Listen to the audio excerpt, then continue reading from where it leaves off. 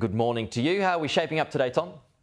Oh, Pete, not too badly, I suppose. The futures are telling us that the ASX 200 will be up by around 0.2% when we kick off later on this morning. So the prize there, I suppose, is consolidating on a very impressive 1.4% improvement that we saw yesterday in local trade. The bottom line in terms of that gain was that the Reserve Bank yesterday could have been a lot more hawkish in its commentary. It wasn't.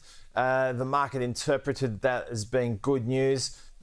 Sometimes it can be very simple in its deliberations and moved ahead quite convincingly as a result. The picture that we saw in Northern Hemisphere markets overnight was pretty constructive as well. It was generally one of interest rates moving lower and stocks moving higher. The gains for European markets were more emphatic. We saw record highs in that jurisdiction, including the UK market. The FTSE was up 1.2%, the French market up 1.1%, the German market up 1.4%. The broadest measure, the Stock 600 index, up 1.1%. The important point to note in Europe, Pete, is that they are firmly expecting a rate cut in June, and that's making a difference from time to time.